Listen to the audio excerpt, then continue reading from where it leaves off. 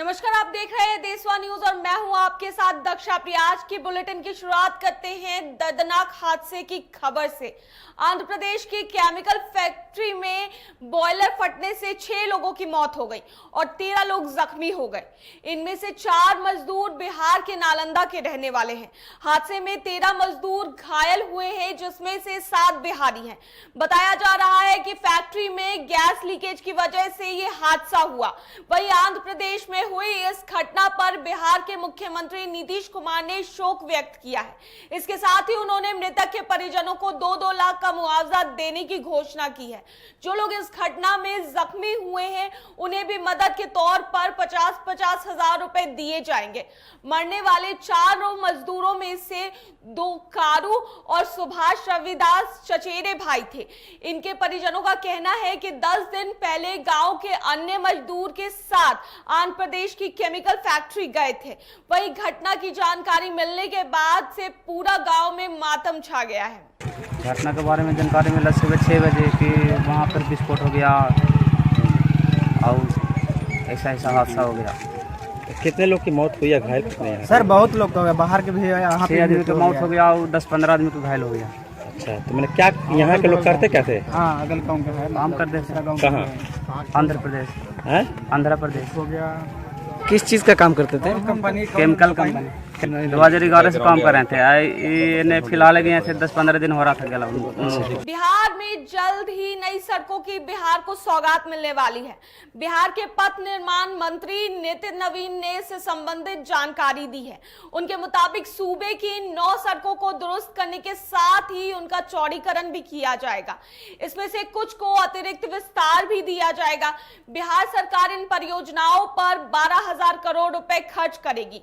उन्होंने बताया कि 30 जून 2022 तक निविदा आमंत्रित कर इन परियोजनाओं के काम को आवंटित भी कर दिया जाएगा ताकि जल्द से जल्द काम शुरू हो सके।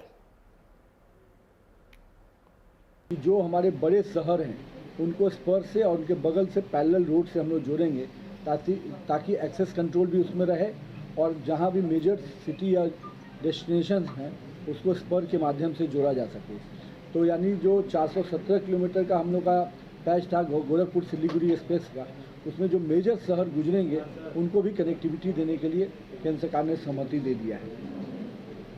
इसके अतिरिक्त आमस दरभंगा एक्सप्रेसवे जो हम लोग का काम सभी निविदा हो गई है, आमस दरभंगा में भी स्पर का डिमांड हम लोगों ने राज्य सरकार ने किया था, तो बोध गया और राजगीर को संपर्कता प्रदान करने पर सहमति बन गई है। यानी अब आमस दरभंगा डायरेक्ट से बोध गया भी जुड़ेगा और राजगीर भी जुड़ जाएगा। राजधानी पटना में अपराधियों का आतंक लगातार जारी है। आए दिन बदमाश खुलेआम आपराधिक घटनाओं को अंजाम दे रहे हैं। ताजा मामला पटना के पौष इलाका बोरिंग रोड का है, जहां सुबह सुबह मॉर्निंग वॉक के दौरान बाइक सवार 2 अपराधियों ने चेन छीन लिया और फरार हो गए। दिन दहाड़े चेन स्नैचिंग की यह वारदात सीसीटीवी में कैद हो गई। आप तस्वीरों में साफ देख सकते हैं कि बाइक पर सवार बदमाश किस तरह से शख्स के चेन छीन लेते हैं और फिर पीड़ित शख्स बाइक के पीछे तेजी से दौड़ता है, लेकिन अपराधी वहां से रफूचक्कर हो जाते हैं। बदमाशों ने इस वारदात को थाने से महज 500 मीटर की दूरी पर अंजाम दिया है। ऐसे में अपराधी किस कदर बेखौफ है, इसका अंदाज सब बेहद आसानी से लगाया जा सकता है। वहीं इस घटना के बाद थाने में मामला दर्ज करा दिया गया है, जिसके बाद पुलिस सीसीटीवी फुटेज के आधार पर अपराधी की तलाश में जुट गई है। अब बात कैनाइन के कहर की। झारखंड में खतरनाक वायरस का प्रकोप बढ़ गया है। राजधानी रांची में कैनाइन वायरस के चलते बिरसा जू में 1 महीने के अंदर 7 लोमड़ियों की मौत हो चुकी है। लोमड़ियों की मौत से चिंता बढ़ गई है। शुरुआती जांच के बाद कहा जा रहा है कि इन सभी लोमड़ियों की मौत खतरनाक कैनाइन डिस्टेंपर वायरस की वजह से हुई है। भगवान बिरसा पार्क के अधिकारी के मुताबिक पहली लोमड़ी की मौत मार्च के पहले हफ्ते में ही हो गई थी। इसके बाद एक एक कर 6 और लोमड़ियों की ने अपनी जान गंवा दी। एक साथ इतनी लोमड़ियों की जान गई है, ऐसी जांच के लिए सैंपल IVRI को भेज दिए गए हैं, लेकिन अभी तक वहां से रिपोर्ट नहीं मिली है। बताया जा रहा है कि इस वायरस की वजह से जानवरों के फेफड़ों पर असर पड़ता है और उन्हें सांस संबंधी बीमारियां भी होने लगती है। वहीं इस घटना के बाद वायरस को फैलने से रोकने के लिए इस महीने टीकाकरण अभियान भी चलाया जाएगा। झारखंड के देवघर का त्रिकूट पहाड़ रोपवे हादसे के चलते सुर्खियों में है, लेकिन यहाँ बहुत कुछ ऐसा है जो हर साल सैलानियों को अपनी ओर खींच लेती है। त्रिकूट पहाड़ की खासियत पर पेश है एक खास रिपोर्ट। इन दिनों भले ही देवघर का त्रिकूट पहाड़ रोपवे हादसे को लेकर चर्चा में है, लेकिन ये पर्यटकों का पसंदीदा स्थान रहा है।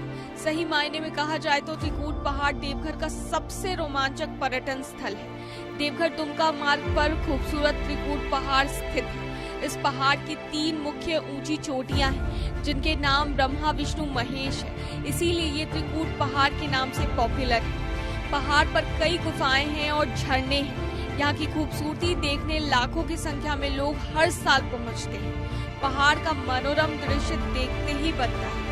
ये पहाड़ कई ऋषियों मुनियों की तप स्थली रही है। कहा जाता है कि कुछ समय तक रावण ने भी यहाँ तपस्या की थी। अभी भी यहाँ संत आश्रम है और कई मंदिर हैं। पहाड़ के आसपास बंदरों का बसेरा है। इतना ही नहीं, बंदरों के अलावा त्रिकूट के जंगल में कई अलग अलग जानवर घूमते फिरते नजर आते हैं। यहाँ आने वाले लोग पहाड़ के आसपास की हरियाली और झरने का खूब आनंद लेते हैं। प्रकृति की गोद में बसे होने के चलते यहाँ सालों भर पर्यटकों का आने का सिलसिला चलता रहता है।